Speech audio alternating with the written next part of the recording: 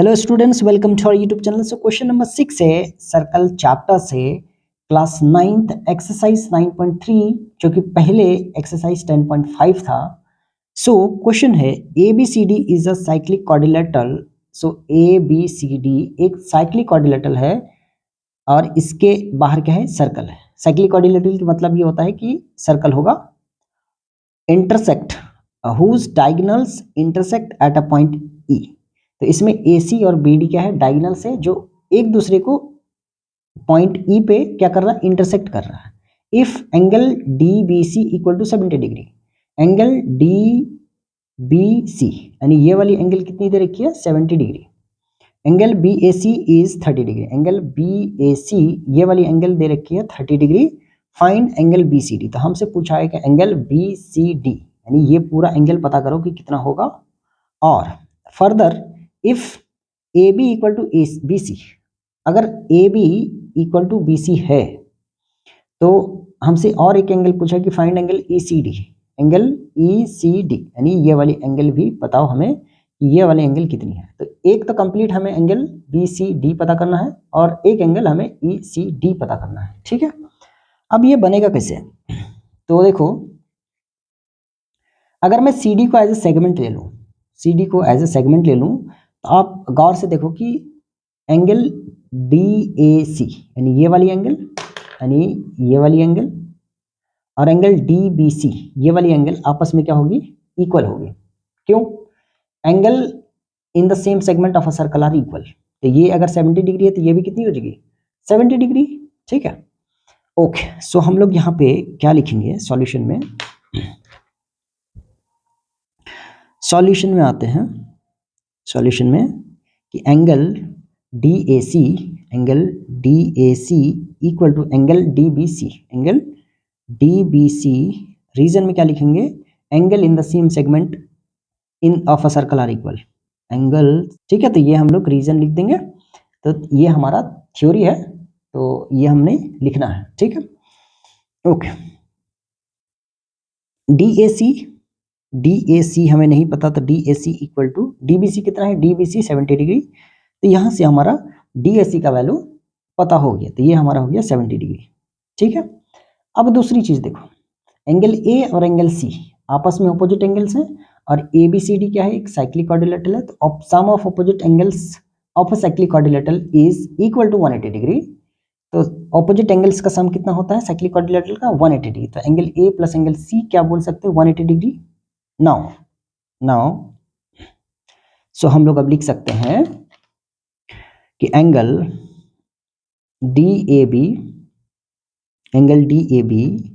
Plus angle BCD, angle BCD equal to 180 degree. क्या लिखेंगे, sum of opposite angles of cyclic quadrilateral, sum of quadrilateral, ठीक है। तो ये हमने लिख दिया रीजन इसका, ठीक। अब देखो एंगल DAB कितना है, एंगल DAB कितना है, ये 30 प्लस 70 कितना हो जाएगा, 30 प्लस 70 ये DAB का है, plus angle BCD equal to 180 degree. तो हमें BCD नहीं पता तो BCD यहाँ पे कितना आ जाएगा, angle BCD equal to 180 minus 70 plus 30 100 degree. तो ये कितना आ गया, 80 डिग्री। तो हमारे पास एंगल BCD जो आ गया वो कितना आ गया, एंगल BCD आ गया 80 डिग्री, यानी ये पूरा एंगल 80 डिग्री आ गया, ठीक। अब क्या करेंगे, तो पहला तो हमारा एक आंसर आ गया, एंगल BCD 80 डिग्री, ये हमसे पूछा था एंगल BCD, ठीक है। अब हमसे दूसरा क्या पूछा है कि if AB equal to BC, तो AB इक्वल टू अगर BC है तो पता करो कि एंगल ECD कितना होगा। अब मुझे एक चीज और पता है कि अगर ये साइड इस साइड की इक्वल है तो ये वाली एंगल्स यानी ये वाली एंगल्स इस वाले एंगल्स के इक्वल होगा। क्यों, angles opposite to equal sides are equal. क्या होता है कि अगर ये साइड इस साइड के इक्वल है तो ये वाली एंगल्स इस वाले एंगल्स के इक्वल होंगे। तो angles opposite to equal sides are equal. तो हम लोग ये वाली एंगल्स अगर पता कर लेंगे तो हमारा इतना वाला पार्ट निकल जाएगा। क्यों, ये हमें पूरा पता है। तो पूरा पता है, जब पूरे में से इतना माइनस कर देंगे तो ये वाला पार्ट निकल जाएगा। सो नाउ अभी हम लोग क्या लिखेंगे कि AB equal to BC given है, AB इक्वल टू BC हमें गिवन है। तो मैं यहाँ पे क्या लिख सकता हूँ कि angle BAC, angle BAC equal to angle BCA, angle BCA। Angles क्या लिखेंगे help reason, angles opposite to, angles opposite to equal sides are equal, equal sides are equal. ठीक है, तो ये रीजन लिख सकते हैं। ठीक है, ओके। तो एंगल BAC कितना है, एंगल BAC है 30 डिग्री, इम्प्लाइज ये 30 डिग्री इक्वल टू क्या हो गया, एंगल BCA, एंगल BCA। ठीक है, इसका मतलब है एंगल BCA का वैल्यू कितना आ गया, 30 डिग्री, एंगल BCA का वैल्यू आ गया 30 डिग्री। सो जब 30 डिग्री ये आ गया, सो ये कंप्लीट एंगल C कितना है 80 डिग्री, तो 80 माइनस 30 कितना करेंगे तो ये आ जाएगा एंगल ECD कितना आ जाएगा 50 डिग्री। तो आसानी से हमारा आंसर आ गया है।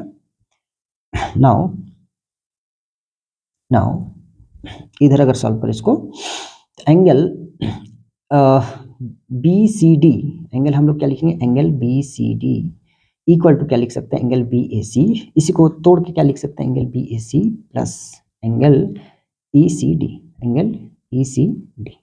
तो अगर मैं इसको BCD का वैल्यू कितना है, BCD का वैल्यू है 80 डिग्री, तो 80 degree equal to angle BAC क्या है 30 डिग्री प्लस एंगल ECD हमसे पूछा हुआ है, तो ये निकल जाएगा, implies angle ECD equal to ये कितना आ जाएगा, ये 80 माइनस 30 कितना हो जाएगा, 80 माइनस 30 इक्वल टू 50 डिग्री। सो हमारे पास एंगल ECD का वैल्यू कितना आ गया, एंगल ECD का वैल्यू आ गया 50 डिग्री। ठीक है, तो ये रहा इसका आंसर।